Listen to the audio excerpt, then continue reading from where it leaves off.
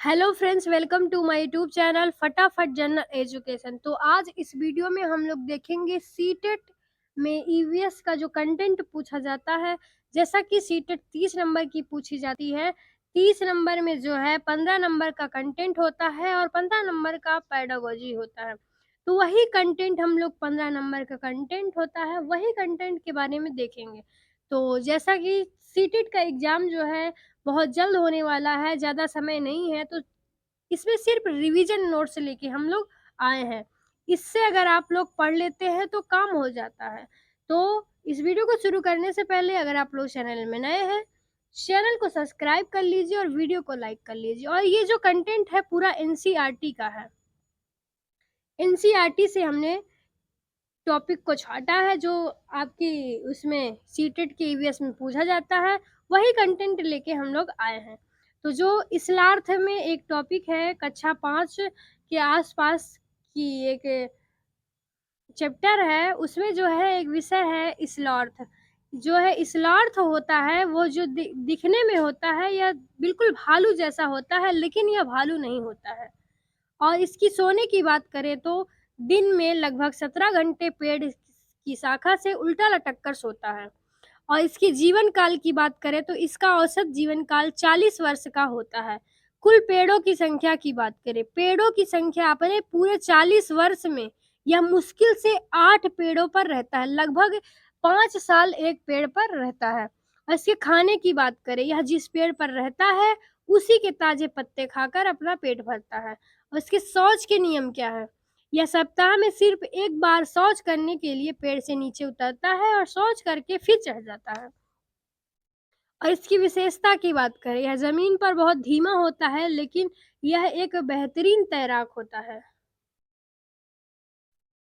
और उसी लेसन से जो हमारा एक चैप्टर है यानी एक विषय है लिंगहुफेन।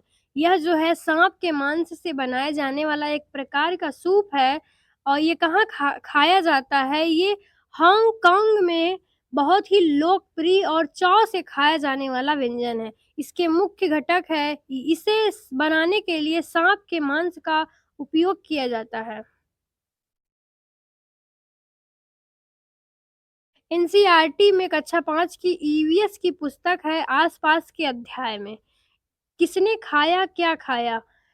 मेरी ली छेन नाम की एक बच्ची अपने खाने की आदतों के बारे में बताती है कि वह उसकी माँ हांगकांग में रहती है और जब भी उनका सांप खाने का मन होता तो पास के होटल में जाकर लिंग हू फेन खाती थी, जो सांप की डिश से बनाई जाती थी। और कहाँ पे खाया जाता था इसे? हांगकांग में। बहुत ही इम्पोर्टेंट है, कई बार जो है ईवीएस में सीटेट की ईवीएस में पूछा गया। और ये भी कक्षा 5 के विभिन्न राज्यों के भोजन के लिए महत्वपूर्ण है। राज्यवार मुख्य भोजन एवं तथ्य, यानी कौन से राज्य में किस प्रकार के भोजन खाए जाते हैं इसके बारे में देखेंगे। तो कश्मीर में जो है सरसों के तेल से बनी मछली बहुत पसंद की जाती है और खाई जाती है। दूसरा है गोवा जो है समुद्र तटीय क्षेत्र है। यहाँ समुद्र की मछली को नारियल के तेल से पकाया जाता है और खाया जाता है। केरल में लोग घर के आंगन में 2 चीज़ें उगाते हैं। ऊपर पेड़ पर नारियल और ज़मीन के नीचे टैपिओका।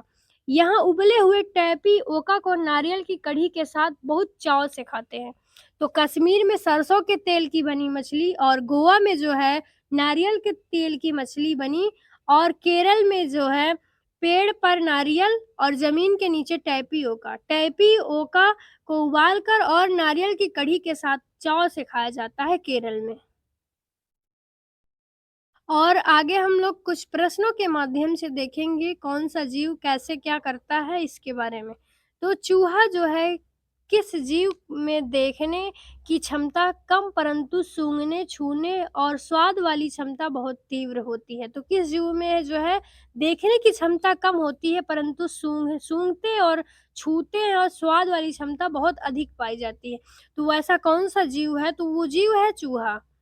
इसमें जो है देखने की दृष्टि कमज़ोर होती है, लेकिन सूंघने, स्वाद लेने और स्पर्श करने की क्षमता बहुत ही तेज़ होती है।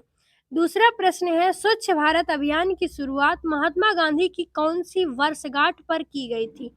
उत्तर है 125वीं वर्षगांठ पर। 2 अक्टूबर 2014 को इसकी शुरुआत की गई थी ताकि 2019 तक 125वीं जयंती पर भारत को स्वच्छ बनाया जा सके। स्वच्छता हमारा फर्ज भी है और अधिकार भी। इसका जो है नारा था, स्वच्छता हमारा फर्ज भी है और अधिकार भी। नहाना, पीना, कपड़े धोना, खेत में सिंचाई करना तथा आटा गूंथना, इन सभी कार्यों में किसका प्रयोग किया जाता है? तो नहाने में, पीने में, कपड़े धोने में, सिंचाई, खेत की सिंचाई तथा आटा गूंथने में जो है जल का यानी पानी का प्रयोग किया जाता है। प्रश्न संख्या है 4। इंदौर मध्य प्रदेश के मशहूर कलाकार जो सूखे पत्तों से सुंदर और बेहतरीन चित्र बनाते थे, उनका नाम क्या था? तो उनका नाम था विष्णु चिलांकर। वे इंदौर मध्य प्रदेश के रहने वाले थे और सूखे पत्तों का उपयोग करके शानदार चित्र बनाते थे। कौन सा पक्षी मरे हुए जानवरों को खाकर पर्यावरण स्थान को साफ कर देता है और जिसे प्रकृति का सफाई कर्मी कहा जाता है? तो वो कौन सा पक्षी है? उसे कहते हैं गिद्ध। गिद्ध जो है मरे हुए जीवों को खाता है और पर्यावरण की सफाई करता है। प्रश्न संख्या है 6। पेड़ के तने में छेद करके यानी खोल बनाकर उसमें कौन सा पक्षी अपना घर यानी घोंसला बनाता है तथा कीड़े खाता है? तो ऐसा कौन सा पक्षी है? तो वो पक्षी है कटफोड़ा या बसंत गोरी, जो है तने में गहरा छेद बनाता है, उसमें अंडे देता है। कौन सी पक्षी जो है मैना अपनी गर्दन को झटके से आगे पीछे करती है? तो वो कौन सी पक्षी है? मैना। मैना जो है अपने गर्दन को झटके से आगे पीछे कर लेती है। और कौन-सा पक्षी ऐसी है जो अपने गर्दन को पीछे तक कितने डिग्री तक घुमा सकता है? तो वो है उल्लू और वे 270 से 260 डिग्री तक घुमा सकता है। भोजन खाना पकाने की मुख्य विधियाँ, तरीके कौन-कौन सी हैं? तो भोजन को किन तरीकों से पकाया जाता है? उनकी 4 मुख्य विधियाँ हैं। पहला है भूनकर, उबालकर, तलकर, सेंककर।